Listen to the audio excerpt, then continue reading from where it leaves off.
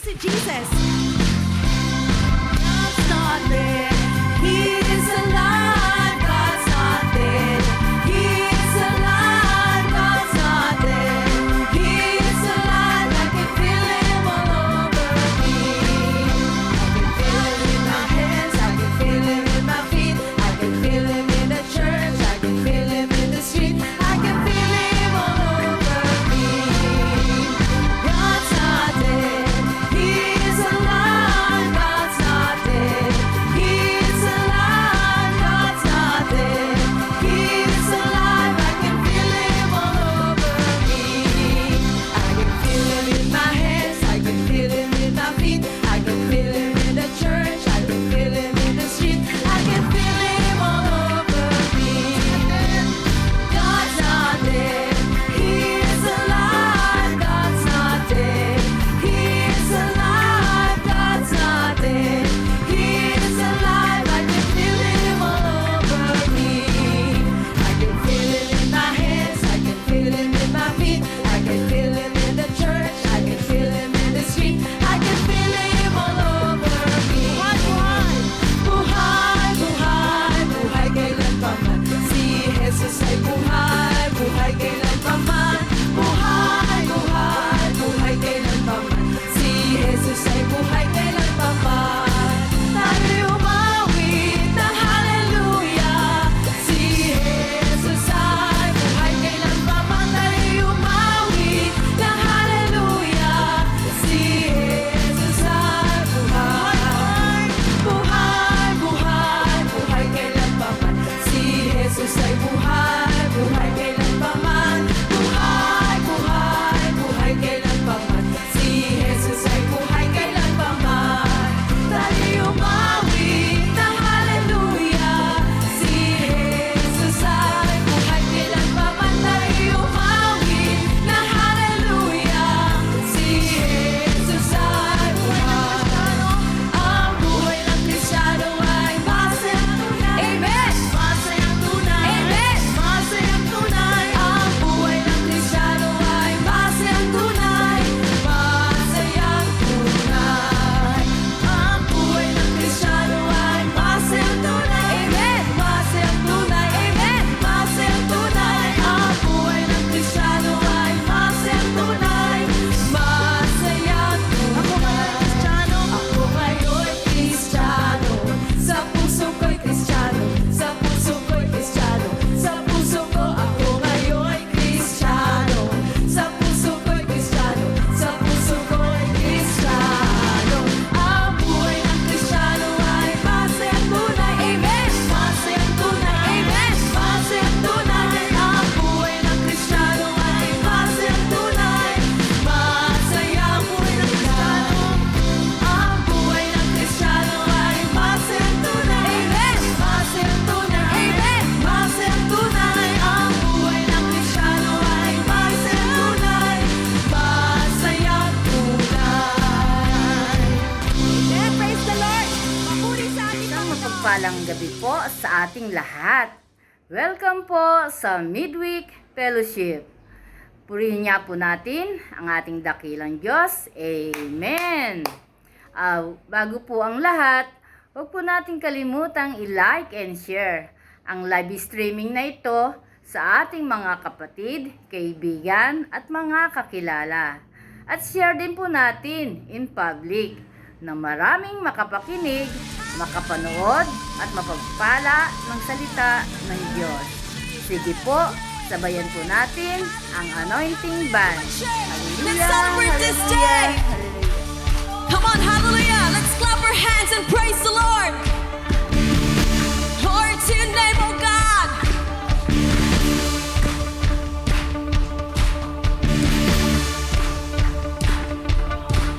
Your mercies are new every morning. Steadfast love will never end. There's hope for faith in the giving. Lord, how great is your faithfulness.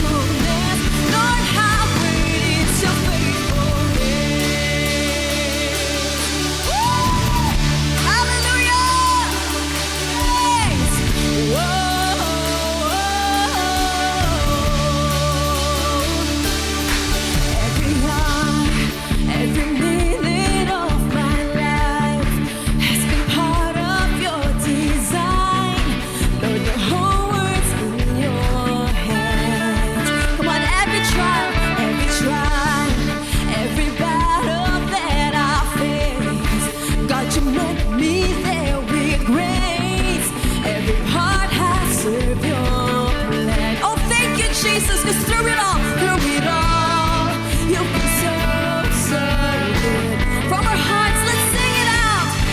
Kept your word like you said you would. Your mercies on you every morning.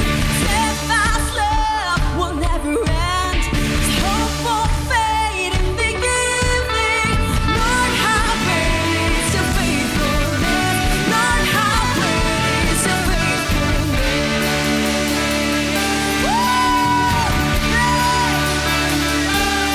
Here and now, looking back on where I've been, still as good as you were then. There's no limit to your love. Walk through it all, you've been so, so good. Yes, Lord, you were so good. Kept your word like you said you would. Your mercies on you every morning. Steadfast love will never end. Its hope won't fade in the evening. Lord, how great is your faithfulness. Lord, how great is your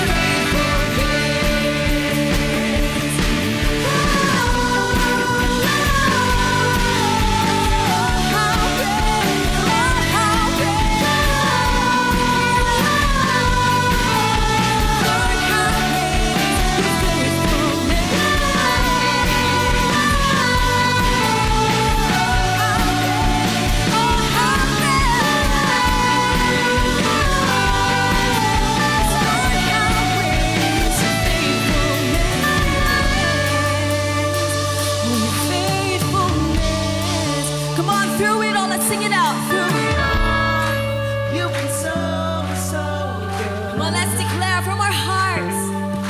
Kept your word like you said you would. Lord, through it all, you've been so, so good. Kept your word like you said you would. Your mercies on you every morning. Steadfast love will never end. This hope won't fade in the evening. Lord, how great is your faithfulness. On you every morning. Steadfast love will never end. This hope won't fade in the evening. Lord, how great is your faithfulness. Lord, how great is your faithfulness. Lord, how great is your faithfulness. Yes, Jesus.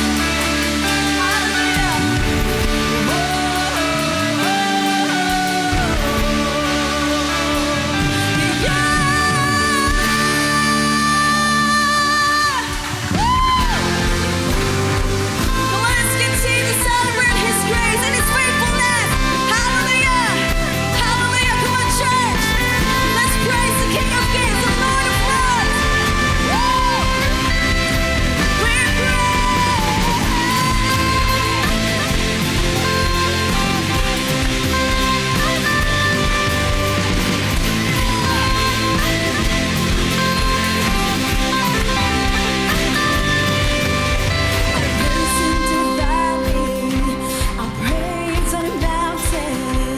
Yes, Lord.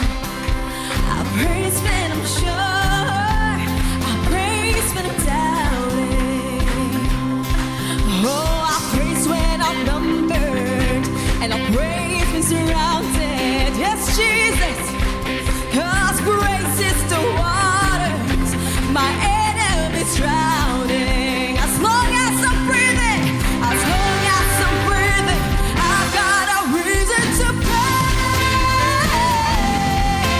the Lord, oh my soul. Praise the Lord, oh my soul. I'll praise when I feel it, and I'll praise when I don't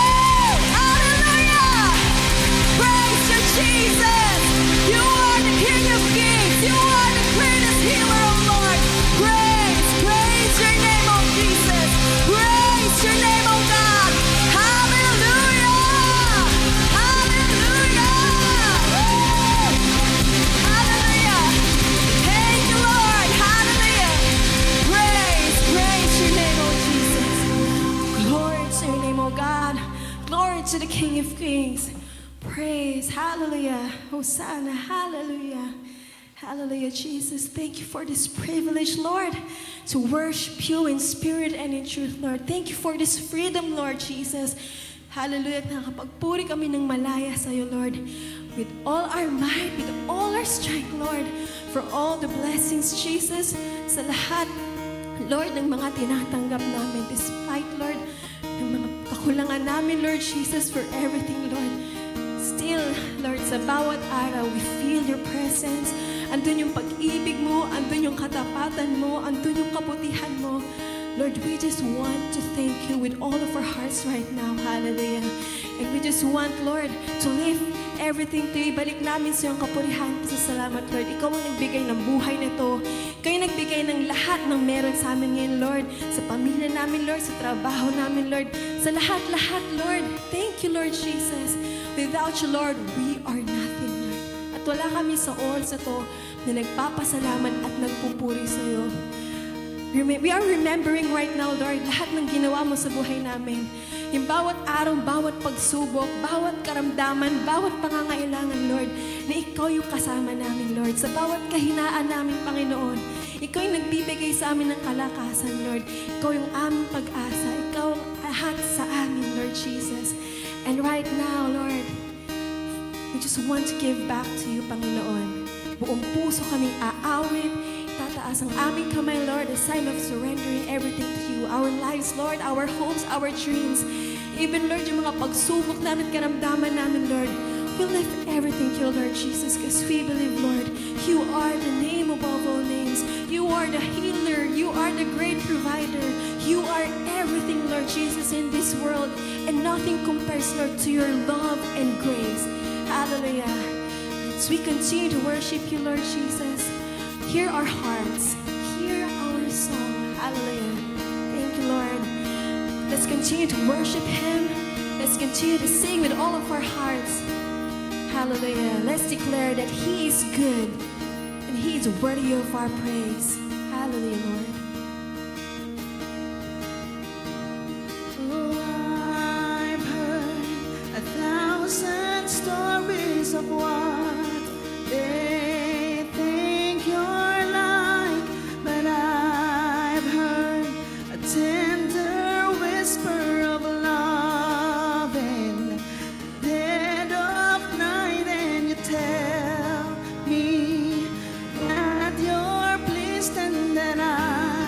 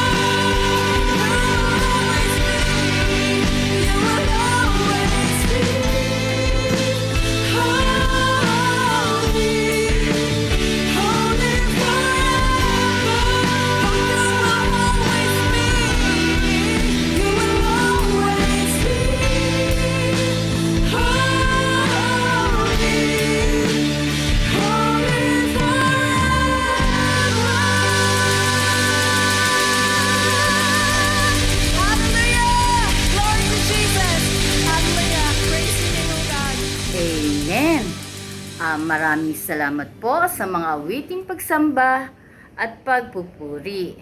At ngayon naman po, i-focus po natin ang ating puso at isipan sa pakikinig ng salita ng Diyos. At ito po ay papahayag sa atin ni Brother Alex Santos Jr. sa series na Encountering Jesus and His Healing, sa topic na Malchus Ear. Sige po, ibalik po natin ang wagas na papuri sa ating Panginoong Jesus. Amen. Isang mapagpalang oras po muli sa ating mga kapatid na ngayon ay kasama natin ngayon sa Midweek Fellowship.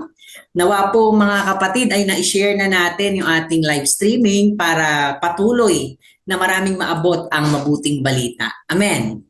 So bago po tayo magpatuloy at lumawak sa ating paksa sa oras na ito, hayaan niyo po na manalangin muna tayo. No? Sama-sama po tayong pumasok sa presensya ng Panginoon Ama namin sa langit. Diyos na makapangyarihan sa lahat, salamat Panginoon sa oras na ito. Sapagkat kahit kami, Panginoon, ay nasa iba't ibang lugar at ng aming tahanan, trabaho, yung iba, Panginoon, ay nasa biyahe.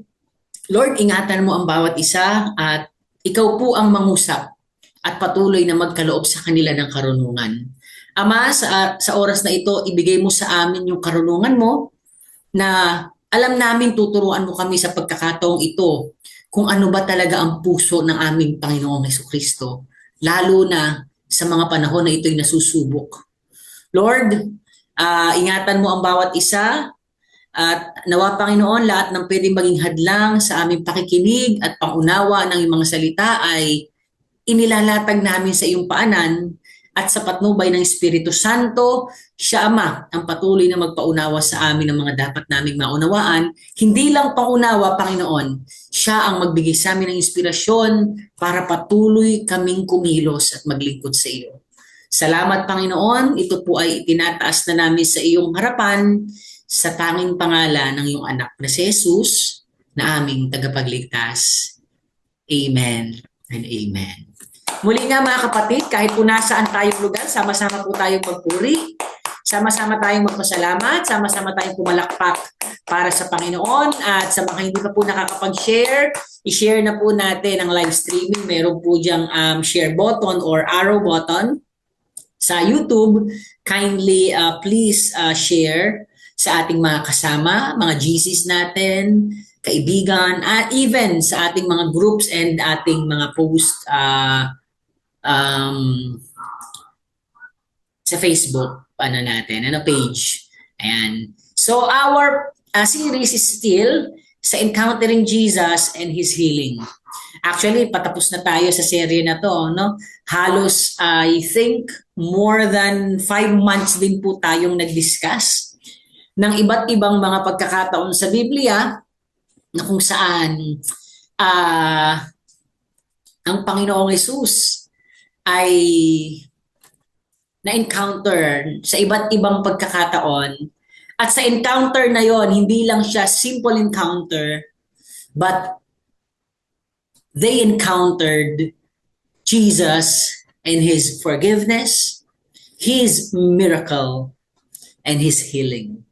At ito nga po sa paksa natin ngayong gabi or oras na ito, we will be talking about yung pagkakataon na ang Panginoon ay dinakip na para siya ay ipako sa krus.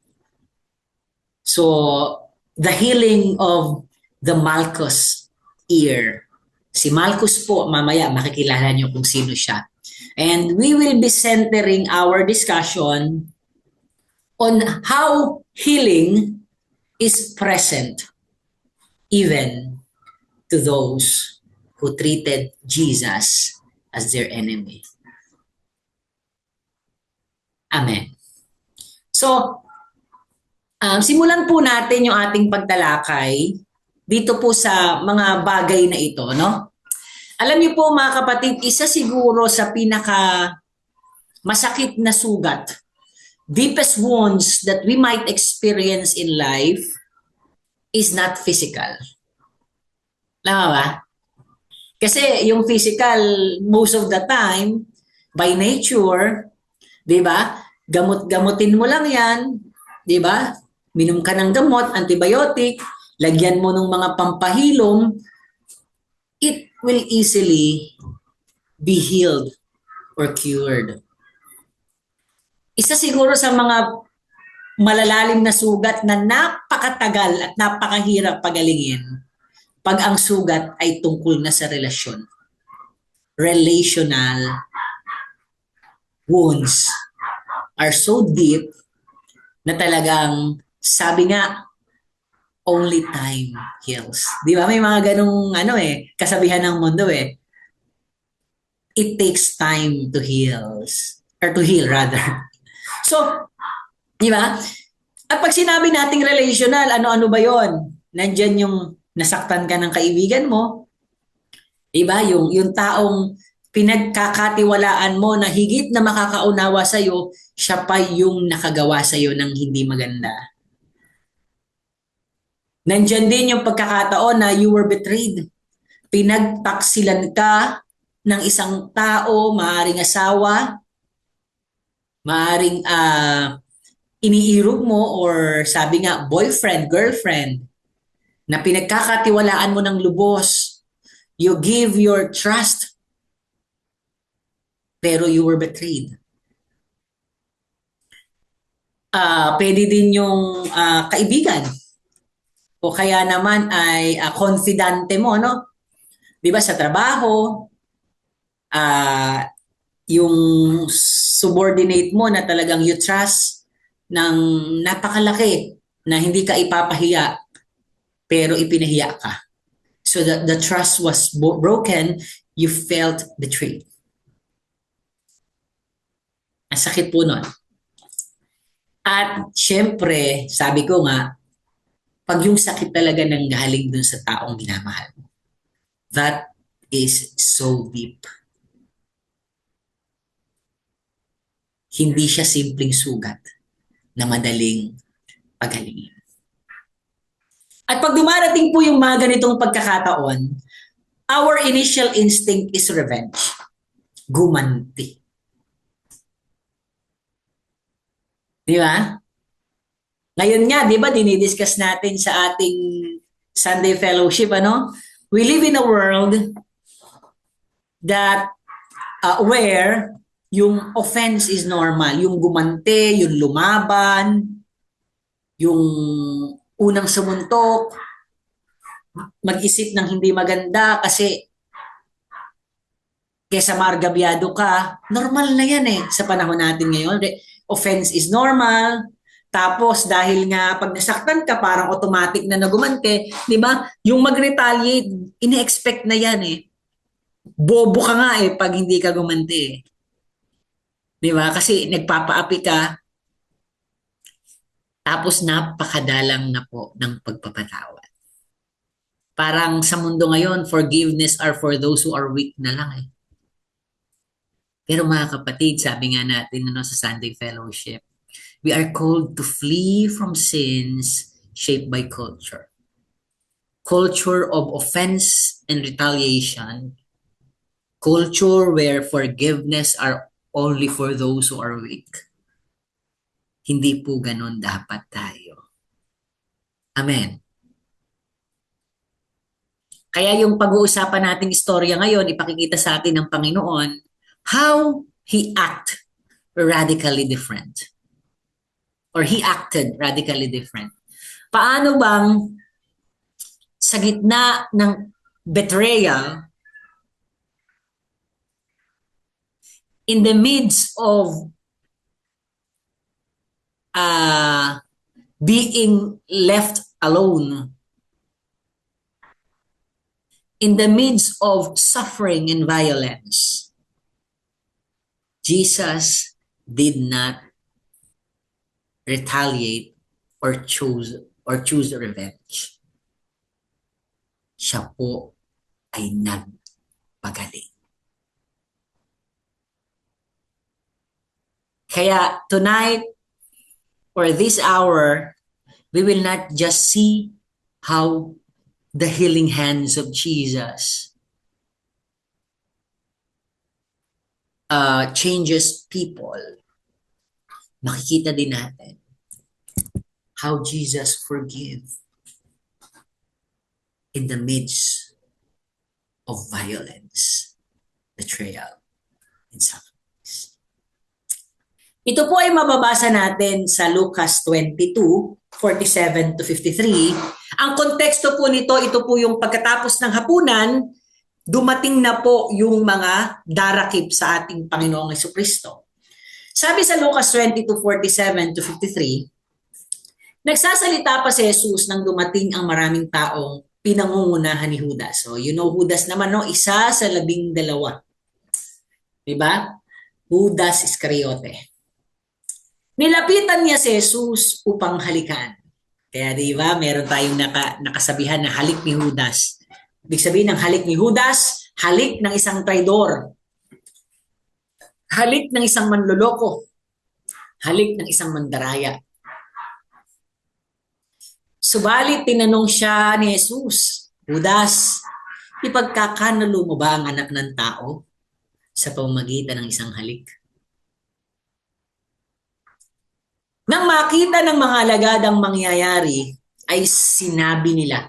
So nagulat yung mga apostle. Diba? Yung 11 kasama ng Panginoong Hesus, no? Diba? Sabi, Panginoon, gagamitin na ba namin ang aming tabak? Tatanong pa lang, tingnan nyo, gano'ng ka-impulsive yung mga apostle. Kaagad tinaga ng isa sa kanila ang alipin ng pinakapunong pari. And yun po si Malchus, yung nataga ng isang alagad. Alam nyo, marami nagsasabi, itong alagad daw na ito si Peter. Kasi alam naman natin si Peter, di ba, over my dead body. Pero hindi rin natin alam. Pero whoever he is, so talagang gano'n na lang ang pagmalasakit niya sa Panginoong Hesus. At natagpas po ang tainga ni Malchus or nung alipin ng pinakapunong pari. Akala nyo ano naging reaksyon ni Jesus? Akala nyo natuwa siya, bumilib siya. Ang sabi ng Panginoon, tama na iyan. Tama na iyan. At hinipo niya ang tainga ng alipin at ang sugat ay kaagad ring naghilom. Siguro kinuha yung tenga. Tapos dinikit, no? Nakakatawa pero, alam nyo kasi may ganyan na ako karanasan yung estudyante ko noon eh. Na bagsakan po ng ilaw, sa paaralan to natagpas po yung ilong. Ang pinagpapasalamat ko sa Panginoon, hindi natuluyan diretso kasi pupulutin ko pa yun, dadalhin ko. Kasi dinala ko siya sa yung klinika malapit sa Atlag eh. Buti naiwan pang konti. Kaya nawakan pa niya, tapos naisugod namin. Kung hindi, Lord, maghahawak pa ako ng putol na ilong. Diba? Hindi mo na alam kung ano gagawin mo, may hawak-hawak ka pang putol na ilong. No? So, parang ganun yung sitwasyon eh. Diba? Yung tenga na natagpas kasi sabi ko eh. So, indicate siguro ng Panginoon at kanyang pinagaling. At ang sabi, agad ring naghilaw. Pagkatapos sinabi ni Jesus sa mga punong pari, sa mga pinuno ng mga bantay sa templo at mga pinuno ng bayan na pumunta roon upang dakpin siya, ako ba'y tulisan at naparito kayong may mga tabak at pamalo? Araw-araw ako nagtuturo sa templo at naroon din kayo. Ngunit hindi nyo ako dinakip. Subalit takdang oras nyo ngayon at ng kapangyarihan na kadiliman. Mga kapatid, ito po ay may parallel story sa aklat ni Mateo. Basahin din po natin kasi later on, we will use this also as a reference. Nagsasalita pa si Jesus nang dumating si Judas, Mateo 26:47-56. Same scenario, nagsasalita pa siya pero dumating na si Judas, ang isa sa 12, si Iscariote. May kasama siyang maraming tao na may dalang tabak at pamalo. So yung pala, kaya pala very aggressive yung mga alagad kasi naman pala may dalang mga tabak at pamalo. Isinugo sila ng mga punong pari at mga pinuno ng bayan. Bago pa sila dumating doon, sinabi na ng taksil sa kanyang mga kasama, yung taksil na tinutukoy ay si Judas, kung sinong hahalikan ko, siya ang dakpin ninyo. Kaya nga hinalikan niya si Jesus. Magandang gabi, nilapitan niya agad si Jesus at binati, magandang gabi po guro, saka hinalikan. Diba? Napaka-insulting. Di ba? Nagpanggap ka pang nagmamalasakit. Hindi mo maturo. Sinabi sa kanya ni Jesus, kaibigan, napakasakit ano. Ngayon ko lang po napagtuunan ng pansin, hindi ko nga na-highlight eh.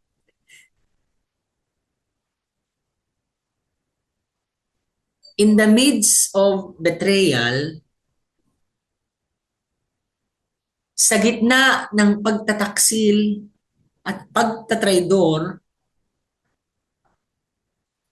3 taon kitang pinagmalasakitan, kinalinga, itinuring na isa sa 12. Pero eto ako ngayon sa halagang 30 pilak. Ipinagpalit mo ako.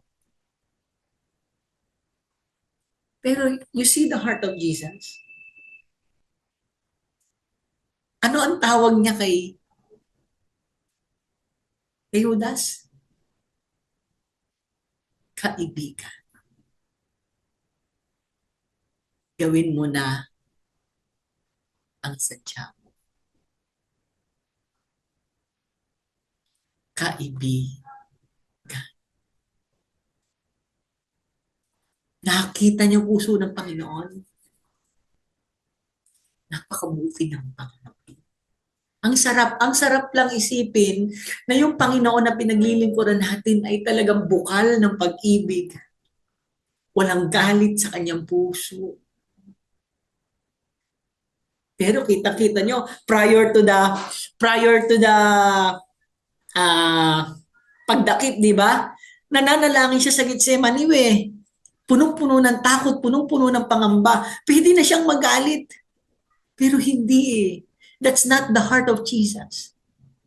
Kaibigan. Kaya alam mo talagang itong si Judas, makukonsensya ka talaga eh. Kaso mali yung konsensya niya eh. Di ba? Nakita niya na until the end of time, until up to the last encounter, Jesus is showing forgiveness. Diba? Nung kumakain, magkasama pa silang nagsawsaw dun sa diba? The importance, pero hindi po kasi nakita ni Judas at hindi niya kilala ng lubos si Kristo. Kaya hindi niya hinintay eh. He decided to kill himself. And he hung himself. Nagbigti po siya. At kaya naman sa pagkakataong ito, dinakip na nila ang Panginoon. Bumunot ng tabak ang isa sa mga kasama ni Jesus. Mamaya po, baka nga si Peter yan, pero again, isang alagad yan. Pero maraming nga nagsasabi sa kasaysayan, si Peter yan, kasi siya naman talaga yung matapang at malakas at loob. Tinaga ang utusan ng pinakapunong pari at natagpas ang taingan yun. Sumagot ang Panginoon at sinabi sa kanya ni Jesus, sa kanyang alagad, ibalik mo ang iyong tabak sa lalagyan. Ang nabubuhay sa tabak ay sa tabak rin mamamatay.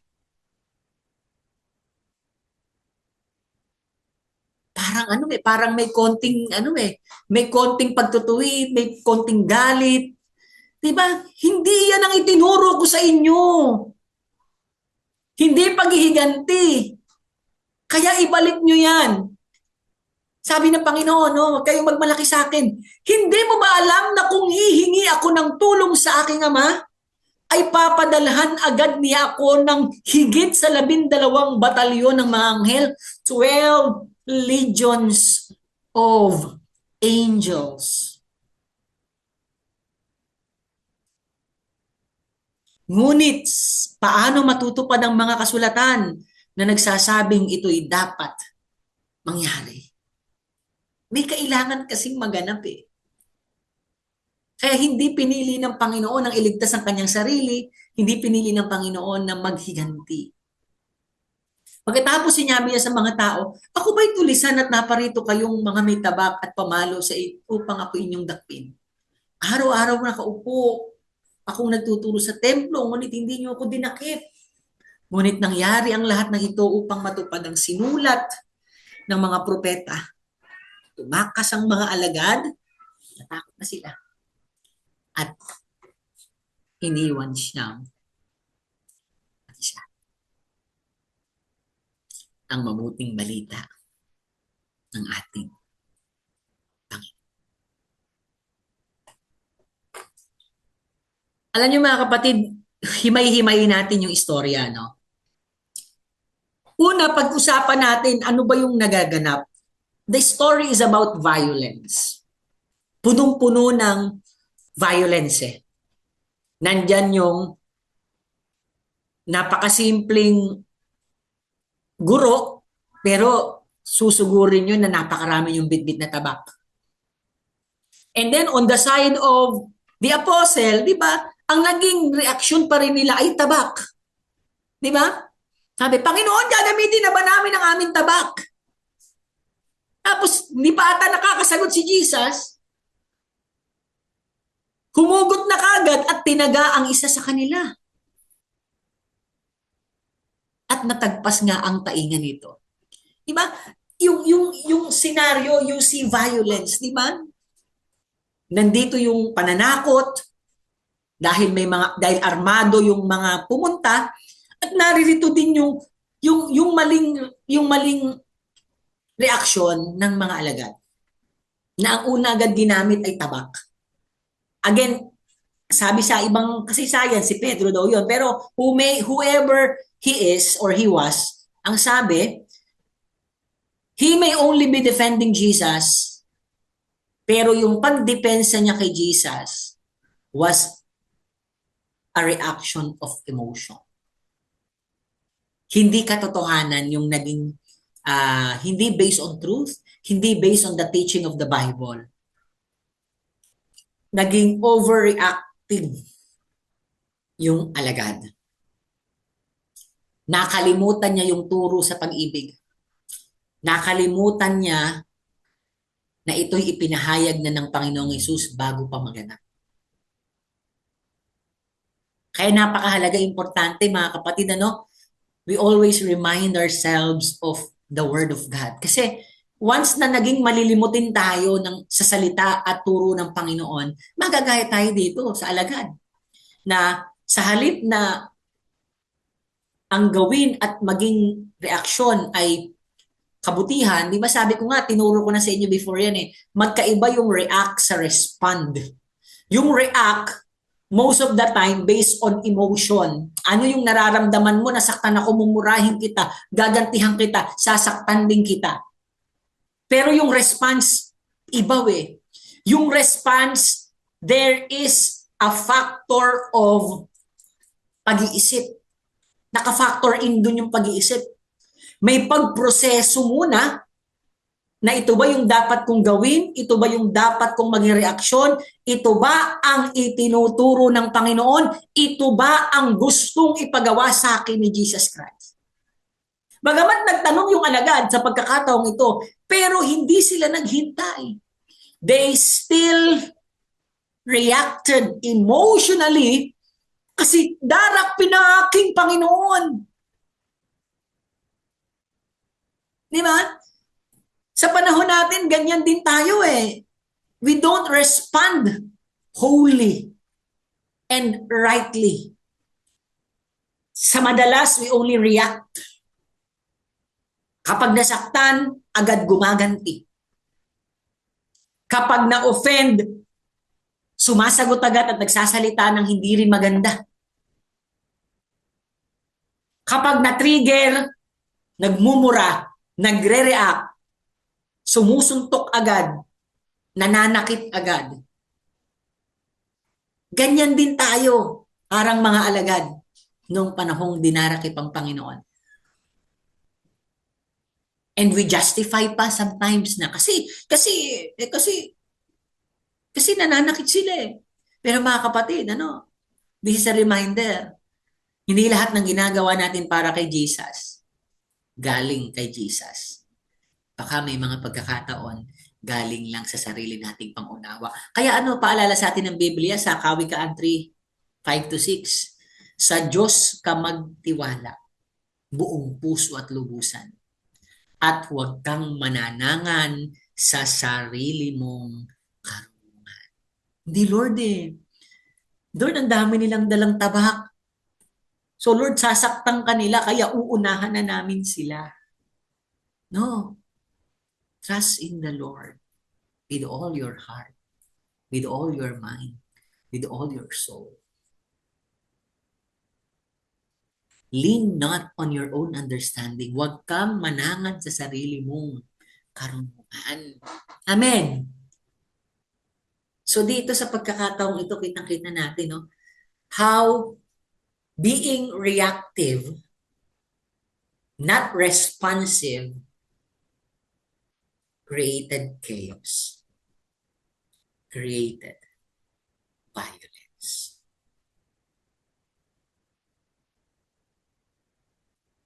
Nasaktan ang Panginoon, nasaktan ang isang alipin, nasugatan. Tapos parang irreversible pa yung sugat kasi putol yung tenga. May nananahina kaya nito noon. Gusto. Kasi yung estudyante ko talagang tinahi yung ilong niya. Mga kapatid, alam niyo, sobrang thankful ako sa Panginoon ng pagkakataong yun. Kasi sabi ko, buti na lang hindi artistahin yung anak ko eh. Anak kasi tawag namin sa estudyante. Kasi kung artistahin yun, baka insured yung ilong nun. Makakaaway ko pa yung magulang. Alam niyo, isa sa pinagpapasalamat ko nun sa Panginoon, yung magulang, very understanding. Siguro kasi nga, hindi ko pinagmamalaki yung sarili ko. Kasi ako talaga, isa sa pinapractice ko pag ako ay advisor, talagang I see to it na maganda ang relasyon ko sa mga magulang. Talagang lahat ng ginagawa ko para maipatawag ko yan. Di ba? Kahit hindi advisory, pati mga magulang ng mga estudyante ko sa research para talagang makuha ko yung suporta nila. May pagkakataon pa nga, akala ng head teacher ko may pa-general assembly. Yung pala, anong principal may pa-general assembly? Sinabi lang ng head teacher ko, hindi po, may patawag lang si Sir Alex. Dinaig pa yung attendance sa totoong general assembly sa patawag ko. Kasi talagang I build relationship with parents. Talagang naunawaan niya, tapos binigay niya sa akin yung asawa niya nasa ibang bansa, kakausapin ka. Natakot ako ng konti doon, pero understanding. Kasi nakita naman nila, kumilos ako agad, pinasundo lang yung magulang eh. Ako yung nagdala sa klinika, kahit yung principal namin wala nun sa school. Tinawagan ko agad, ma'am, dadaling ko na to sa ospital. Kahit hindi naman uso sa gobyerno nagbibigay ng pangbigay agad, ako nagpaluan. So nakita nila yung responsive ako dun sa nangyari. Hindi lang basta natakot, ayoko na, naku, napakatatangan nyo. Hindi ganun eh. Hindi ganun. You don't react to situations. You respond accordingly. Lalo na pag Kristiyano ka, ano sabi ng Diyos? Ano sabi ng salita niya? Ano paalala niya? Pero pag very reactive ka lang, puro emosyon ang pinapairal mo, kagaya dito, violence, chaos, hurting, yung betrayal, nadagdagan pa ng pananakit, di ba? Hindi po ganon. So, tignan natin kung paanong winasak ni Kristo at tinigil niya yung siklo ng violence. Kasi puro violence na nakita nyo, ang gulo-gulo na mga kapatid, ang gulo-gulo na. Sumusugod ang mga darakip, may dalang armas, may dalang mga tabak. Ang mga alagad may mga tabak din. Hindi rin nag-iisip ng mabuti, nag-react, tinabas yung tenga ng isang alipin ng pinakapunong pari. So parang it's a chaos, it's a full of violence, it's a cycle of violence. Ano? Pero ano sabi ni Jesus Christ? Hindi niya sinabing, sige, sugod, sugod. Hindi ganun eh. Hindi sugod. Hindi ganti. Sige, ipagtanggol niyo ako. Hindi ganun eh. Hindi nagmura siya, hindi siya nagmura pala. Hindi siya, lalala, hindi ganun eh. Ano sabi ng Panginoon ha? Exclamation point, tama na yan! Sabi nga nung isang vlogger, mali! Napanood niyo ba yon? Sa ano yun eh, taga-professor ata ng BSU yun eh. Yung mali! Mali! Tama na yan! And he immediately, hinipo niya yung tainga nung alipin at ang sugat ay kaagad naghilom. So sa pagkakataong ito, nung sumigaw ang Panginoon na tama na yan, kita-kita niyo yung ano eh, Jesus stops the violence. Itigil ang kaguluhan. Jesus stops retaliation. Wala, hindi natin kailangang gumanti. Hindi natin kailangang lumaban pa. And that event showed how Jesus wants to stop the cycle of violence. Mga kapatid, pag nakakasaksi tayo ng gulo, hindi dapat tayo sulsul. Na mainit na, dinadagdagan mo pa ng init. May apoy na, ginagatungan mo pa para lalong lumaki yung apoy. Eh ako nga, ginanyan din ako niyan eh. Mga kapatid, no? Let us flee from the sin that damage relationship. Pinag-usapan na natin yan, yung mga chismis.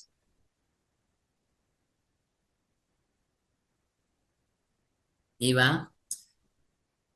Para lang makahanap ka ng simpatya, makahanap ka ng kakampi, chinichismis mo yung kapwa mo.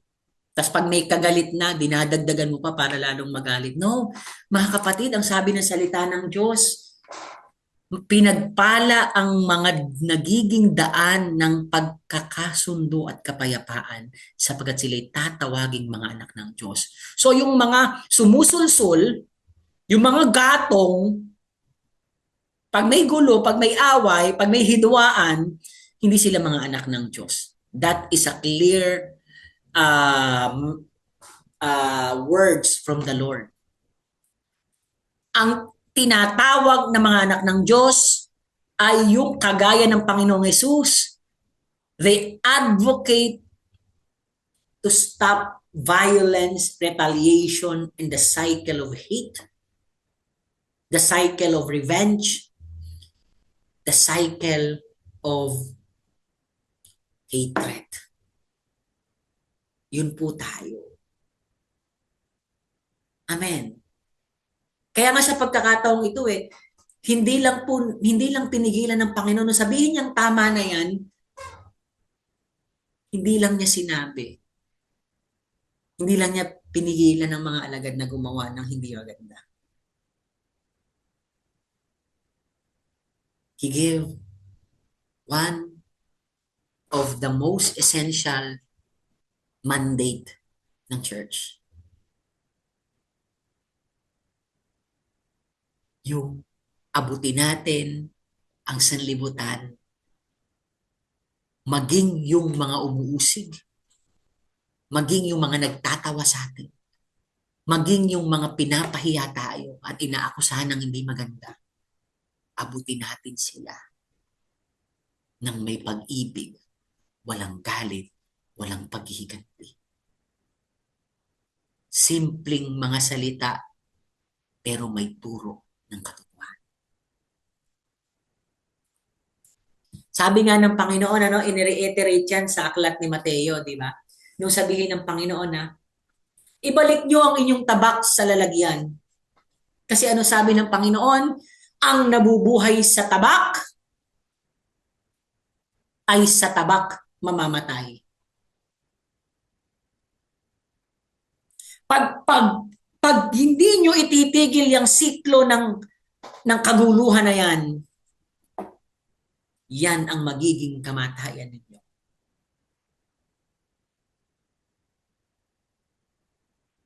Huwag kayong umasa ng kabutihan at magandang pangyayari kung ang ginagamit nyong paraan ng pakikisalamuha ay tabak. Parang gustong sabihin ng Panginoon, pag yung galit, pinarisan mo din ng galit, habang buhay ka nang magagalit.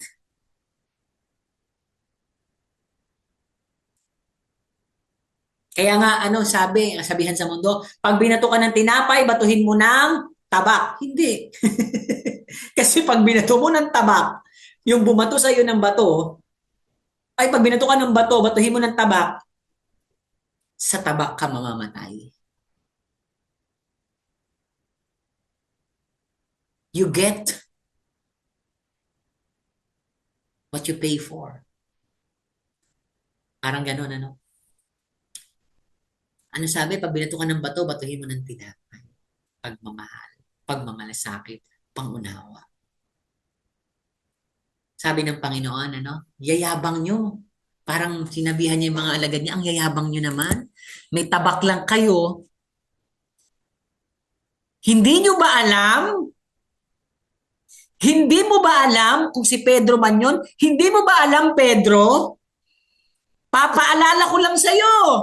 Kasi niyayabangan nyo ako eh. Pagtatanggol kita, Panginoon, eto ang tabak. Hindi mo ba alam na kung hihingi ako ngayon ng tulong sa aking ama, right there and then, pag sinabi ko lang, kahit hindi pa lumalabas sa bibig ko, pero ninais ng puso ko na humingi ako ng tulong sa aking ama, ay padadalhan agad niya ako ng higit sa 12 batalyon ng mga anghel.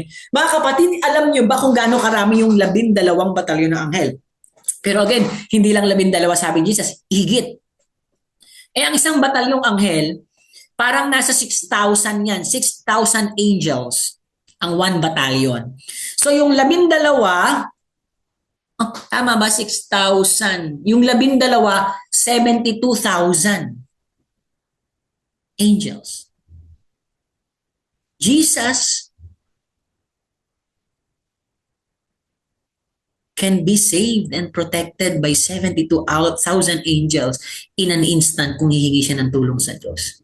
Hindi kailangan ng Diyos ng tabak natin. Amen? Alam niyo po ba, may pagkakataon sa Bible, isang anghel lang nakapatay ng 200,000 tao. Isang anghel lang yun. Pero 200,000 people were killed. So yung 72,000 billion ang kayang patayin yun. Ilan lang to, baka wala pang 100 tong dumarakip sa Panginoon. Isang anghel nga lang, killed na to eh. Pero 12 legions of angels, 72,000 at least angels can protect Jesus. Pero hindi ipinagyabang ng Panginoon yun eh. Kasi alam nyo, pag ginawa niya yon, pati tayo mamamatay. Kasi kayang patayin ng 12,000 legions of angels lahat ng tao sa daigdig. And that's the end for us. Wala nang Alex, wala nang lingkod. Tapos, wala nang kaligtasan. Kasi pinili na ni Kristo ang kanyang sarili kaysa sa atin. Kaya sabi ni Jesus, kung hihingi ako ng tulong, Kung uunahin ko yung sarili ko, paano matutupad ang kasulatan na nagsasabing dapat itong mangyari? Na nagsasabing dapat akong dakpin, dapat akong maghirap, dapat kong pagbayaran ng kasalanan ng sanlibutan, dapat na ako yung pipako at ang piliin ng tao si Barabas, dapat akong magbuhat ng krus patungo sa bundok ng Golgota, dapat akong ipako sa krus, dapat akong mamatay alang-alang sa inyong mga kasalanan. If I will seek the help of my Father, paano na kayo? Kung hindi ako mamamatay para sa inyo, paano na kayo? So nakita nyo, no? Yung puso ni Kristo is always about love and forgiveness. Sabi nga, sa pagkakataong ito, parang gustong sabihin ni Jesus, kaya kong lumaban. Hindi niyo ako kailangang ipagtanggol. May kapangyarihan akong gumante. Di ba ganyan tayo? Pag kaya nating gumanti, gumaganti agad tayo. Pag kaya nating lumaban, walang pag ano-ano, gumalaban ka agad tayo. And Jesus also, kaya niya eh. Pero alam niyo mga kapatid, He chose not to take revenge. He chose not to retaliate.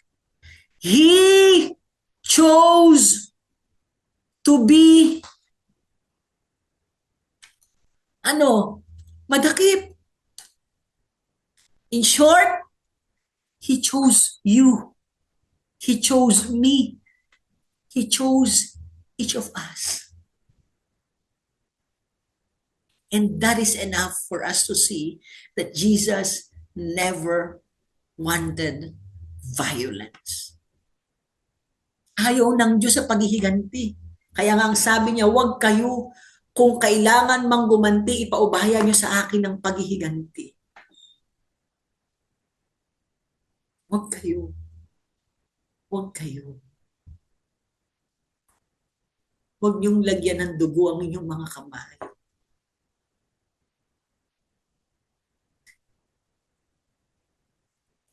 Sapat na ang aking dugo. Amen. Kaya gayahin natin ng Panginoon. Kahit kailan hindi pinili ni Kristo ang kaguluhan, He always choose peace, forgiveness, love, and mercy. At alam nyo, hindi lang po niya tinigil yung violence. Di ba? Hindi lang niya tinigil yung violence. Pag sabi niya ng tama na yan, hinipon niyang tainga ng alipin, idinugtong yung taingang natagpas at ang sugat at siya'y agad na gumaling. Kaagad ring naghilo. Mga kapatid, alam nyo, si Malchus, sino ba itong si Malchus para pagalingin ng Panginoon? Parang very counter, ano bang tawag natin doon? Parang hindi siya yung ine-expect natin na pagagalingin ni Lord. Alam nyo kung bakit? Balikan nyo yung istorya ng mga pinagaling ni Lord. Balikan nyo yung istorya. Balikan nyo. Yung, di ba, yung ang tawag doon, yung alipin ni Cornelio. Di ba? Kasi lumud siya sa Panginoon. Yung babaeng inaagasan kasi nakipagsiksikan. Yung nagtatalon kasi gusto siyang makasumpong ng kagalingan. Di ba? Yung sa Bethesda. Di ba? Yung dinala ng mga kaibigan mula sa... Nakita nyo, parang nandun lagi yung belief, andun yung pagsampalataya, di ba? Andun yung pananalig, andun yung pag-asa nila sa Panginoong Hesus. Na talagang makikita mo sa pagkakataong yon, yung mga pinagaling na yun ni Jesus, parang, hindi ko sasabing they deserve, pero parang that is the automatic na pwedeng mangyari. Kasi may pananampalataya kaya gumaling. Pero sino ba si Malchus? May pananampalataya ba si Malchus? Di ba? Si Malchus po, servant of a high priest. Pag sinabing servant of a high priest, sino ba nagpapadakip sa Panginoon? Mga punong pari. So may influence ng punong pari kay Malchus. Kaya si Malchus, sigurado tayo, galit to sa Panginoon. Wala siyang faith. Kaya nga, sino siya? He was part of the arresting group. Kasama siya sa mga darakip. Siguro nandun siya, kung hindi man kasama yung high priest, nandun siya para maging representante ng high priest. Parang si parang si Paul lang yan, Hindi man siya isa sa bumato kay Esteban, pero siya ang may hawak ng mga damit nung bumato kay Esteban hanggang sa mamatay. Kaya si Paul is accessory to the crime of murder. Ganon din si Malchus. Kung ganong nagpupuot at nagpupuyos ang damdamin ng mga punong pari para dakipin ang Panginoon, ganon din ang pagpupuyos at ang pagnanasa ni Malchus na dakipin ang Panginoong Jesus. And he treated Jesus as his enemy. Kaaway ang tingin niya kay Kristo.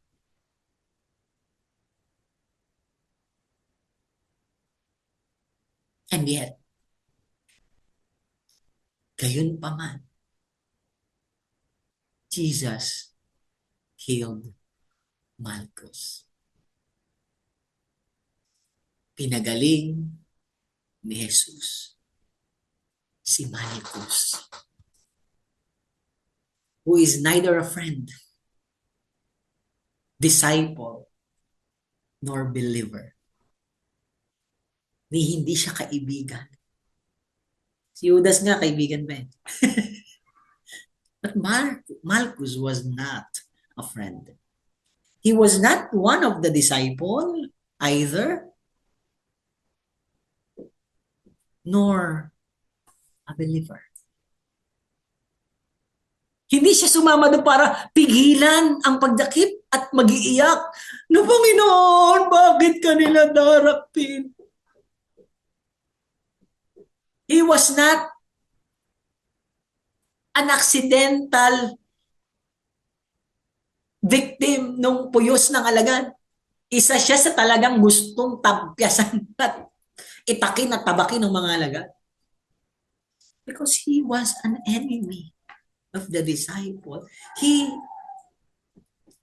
is on the side of the enemy who wants to seize Jesus. Gusto niyang madakip with the intention na mapatay ang Panginoon at maparusahan. Pero sa kabila ng kanyang masamang hangarin, sa kabila ng kanyang masamang disposisyon, sa kabila ng kawalan ng pananampalataya,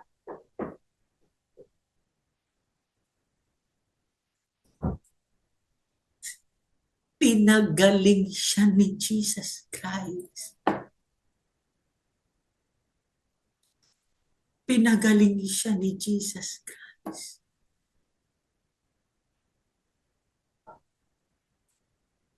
Mga kapatid,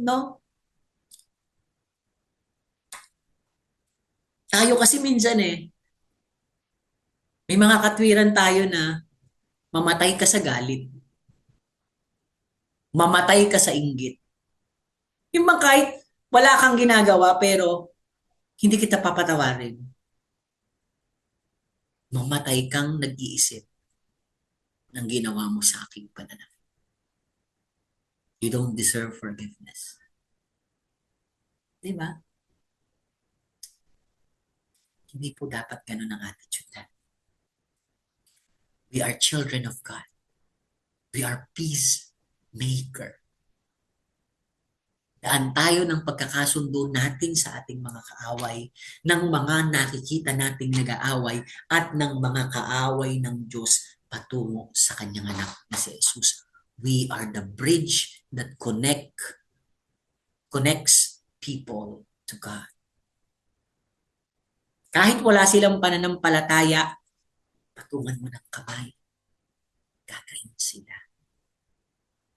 Kahit ayaw nilang magsisi, patawarin mo sila upang masumpungan nila ang pag-ibig ng Diyos. Kahit ayaw nilang magbago, tulungan mo sila. Para ang sabi ng Biblia, sa pamamagitan ng tulong na ibibigay mo, sila'y magpapasalamat sa Diyos. At unti-unti mailalapit mo na sila sa Panginoon. Ano paalala sa mga mag-asawa? Kung meron daw mag-asawa nung isa walang pananampalataya, ikaw mananampalataya, huwag mong iwan.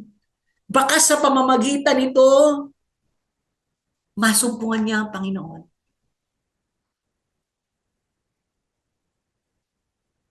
Di ba? Yung story ni Peter Tanchi, yung anak niya, di ba, na rape? Pero hindi sila nagdemanda. They chose forgiveness. Pero sabi nga nila, hindi nila sinasabing pag may mga ganong sitwasyon, huwag din kayo magdemanda. Talagang minsan kasi may mga pagkakataon na pipiliin mong humingi ng tulong legal or ng otoridad kasi meron ng banta sa kaligtasan. Pero sa kanila kasi, hindi nila nakita yun eh. Ang nakita nila pagpapatawad. And then, parang kwento after some time, hindi sila gumana ang justisya ng Diyos. Parang nabalitaan na lang nila, napatay na rin yung mga pumasok sa bahay nila at nang rape sa kanyang anak. So, yun yung ipaubaya natin sa Diyos. There is divine justice.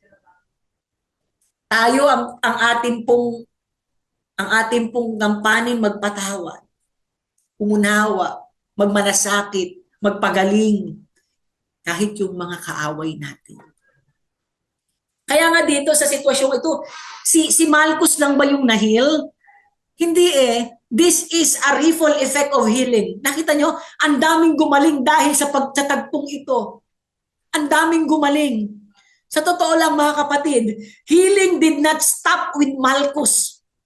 Yung alagad, kung si Pedro man yun, the disciple was corrected, redirected, and healed from wrong mindset.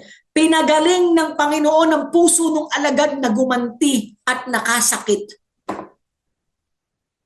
Siguro kung nakukonsensya yun, gumaling din siya doon sa guilt kasi naunawaan siya tiyak ng Panginoon. Tapos yung mali niyang pananaw na tabak, di ba? Nabago yun, na-heal yung thinking niya na mali. Na-heal yung direction niya na pag may kaaway gumanti. Na-heal siya. Na-heal siya sa future incidents na pwedeng mangyari ulit yun tapos gagawa ulit siya ng hindi maganda. Baka sa susunod makapatay na siya. Baka sa susunod asawa na niya, anak na niya ang kanyang masaktan kasi wala pala siyang pagpigil sa kanyang mga desisyon. He was healed. Gumaling yung alagad dahil sa ginawa ng Panginoon. Yung ibang mga alagad na nakasaksi nung pangyayari, they were also healed because they witnessed the heart of Jesus. Amen.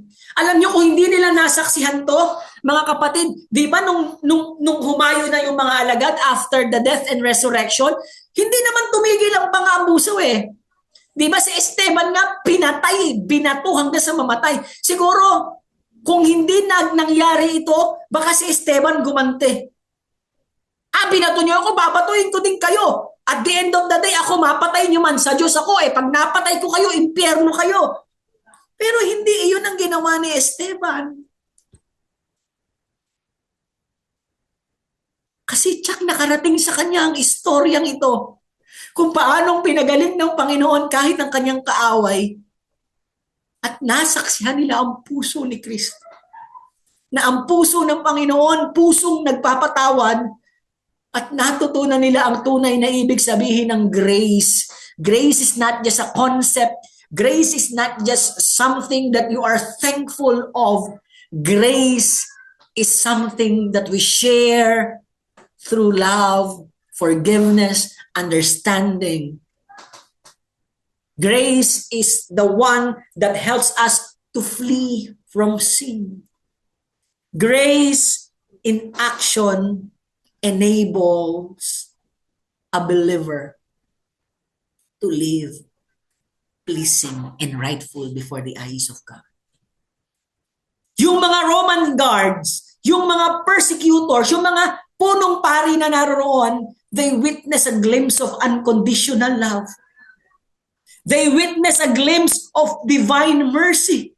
Ito pala ang tunay na ibig sabihin ng walang hanggang pag-ibig ng Diyos at ng kanyang habag at ahapa. And everyone present saw that Jesus is not like any other leader. Ngayon alam na namin kung bakit hindi siya kapara ng ibang mga pinuno. Siya ay isang tunay na leader. Not just teaching love, but also showing love. That miracle then, yung pagpapagaling na naganap noong oras na yon, was not just a healing of the wound of Malchus. Ang kagalingang naganap sa oras na yon ay kagalingan ng lahat ng nakasaksi. Gumaling ang kanilang puso dahil nasaksihan nila ang walang hanggang pag-ibig ni Kristo. Palakpakan nga natin ang Panginoon. Mga kapatid, tinatanong tayo ngayon ng Panginoon. This is the question, this is the challenge now from Jesus. Tinatanong ka ngayon ng Panginoon, would you help someone who hurt you? Tutulungan mo rin ba yung mga taong nanakit sa'yo? Would you pray for someone who betrayed you? Handa ka rin bang ipanalangin ng mga taong nagtaksil at nagtraidor sa'yo? For their good, ha? Hindi yung pakapahamakan. And are you willing to bless someone who insulted you? Handa ka pa rin bang tulungan at pagpalain yung mga taong ininsulto ka, minaliit ka, tinapak-tapakan ka nung mga panahong wala ka? Mga kapatid, this is a reminder, madaling magmahal ng mabait. Sa totoo lang, nasa Bible yan, madaling mamatay at ialay ang iyong buhay para sa isang taong mabuti. Pero sabi ni Kristo, ako iaalay ko ang aking buhay sa inyo kahit hindi kayo naging mabuti sa akin. Pero ang tunay na alagad ni Kristo, hindi lang mabuti at mabait ang minamahal, marunong ding magmahal kahit ng mga kaaway. Sabi nga sa Mateo 5:44, ibigin ninyo ang inyong mga kaaway. Ipanalangin ninyo ang mga umuusig sa inyo. Amen. Roma 5:8, mga kapatid. Ito, tignan natin, this is the heart of Jesus. Ipinakita ng Diyos ang kanyang pag-ibig sa atin nang mamatay si Kristo para sa atin. Kailan? Kailan namatay si Jesus? Kailan ka minahal at tinanggap ni Kristo? Kailan ka inasikaso at pinagmalasakitan ni Kristo? Kailan inisip ni Kristo na kailangan kong tulungan si Alex? Kasi naghihirap siya. Ayokong maalipin siya ng kahirapan. Gusto ko matupad yung mga pangarap niya. Tutulungan ko si Alex. Kawawa naman si Alex. Mamamatay at mapupunta sa apoy ng impyerno, alipin ng kasalanan, kailangan ko siyang iligtas at patawarin. At hindi lang sa akin, kundi sa ating lahat. Kailan pinili at pinagdesisyonan ng Diyos na baguhin at iaon tayo sa kasalanan at kamatayan nung tayo'y makasalanan. Kaya hindi tayo pwedeng magmalaki. Hindi tayo pwedeng maging mayabang eh. Walang Kristiyanong mayabang, mapangmaliit, mapanghusga sa kapwa. Kasi kung husga at pangmamaliit lang din naman ang pag-uusapan, lahat tayo are doomed to damnation. Kaya sana simula ngayon, mga kapatid, let us stop reacting. Let us start surrendering. Hindi lahat ng laban kailangan mong labanan. May mga laban na isinusuko natin sa paanan ng ating Panginoong Hesus at ipinauubayan natin sa Kanya ang paghihiganti, ang pagbabago ng puso, ang pagbabago ng isip, basta tayo magiging daan ng pagkakaisa, pagkakasundo, ng kapatawaran, ng pagmamahal, ng pagpapala, ng pagmamalasakit at pagmanawa. Let us always choose healing over revenge. Forgiveness is not weakness, mga kapatid. It is Christ-likeness. Ang pagpapatawad ay hindi pagiging mahina. Ito ay pagiging katulad ni Kristo na ating Panginoong Hesus. Lagi nating i-extend yung grace. Lagi nating iabot yung palad ng Panginoon sa ating kapwa kahit doon sa mga nanakit sa atin. Because the gospel is most visible when grace is most difficult. Mas nakikita ang mabuting balita, mas nagiging katanggap-tanggap ang ebanghelyo sa kanila sa mga sitwasyong mahirap ipakita ang kagandahang loob ng Diyos. So sa mga panahong sinusubok, nasasaktan at nahihirapan tayo, diyan natin iparamdam ang pag-ibig ni Kristo, diyan natin i-share ang gospel.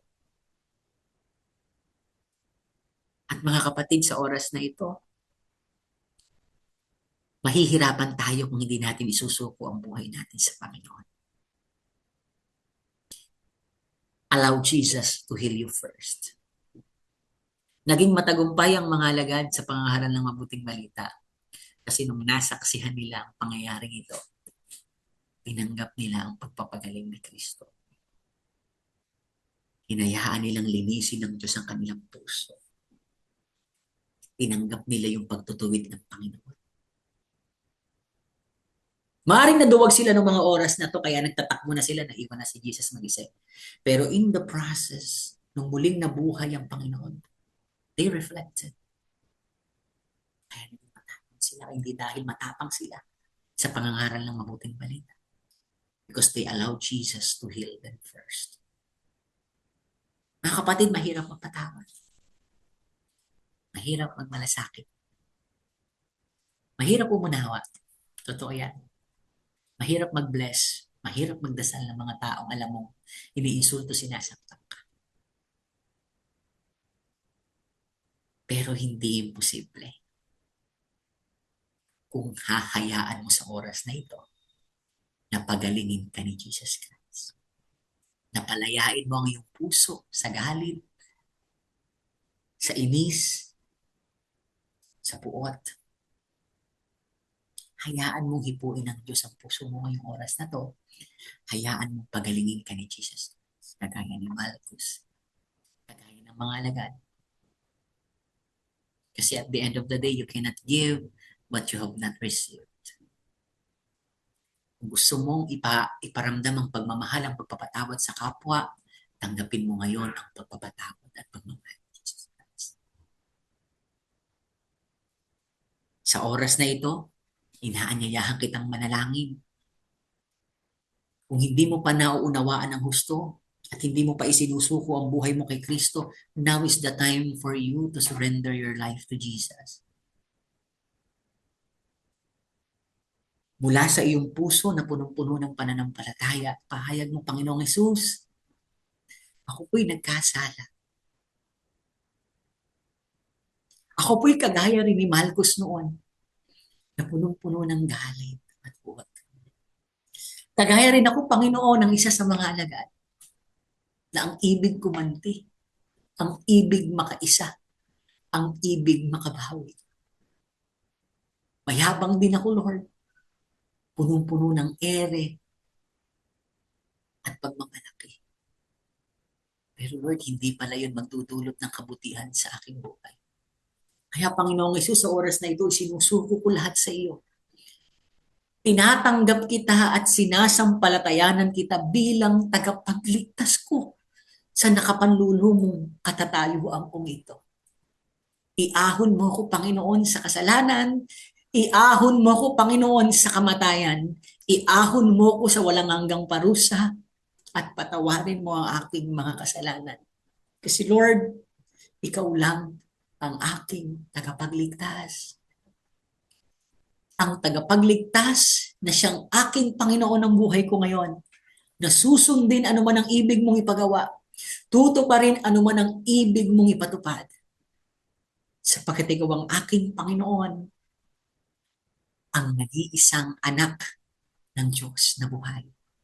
Na sa pamamagitan mo, Panginoon, bilang anak ng Diyos, ikaw ang maglalapit sa akin muli sa Diyos at magbibigay sa akin ng kapangyarihan at karapatang tawagin ding anak ng Diyos.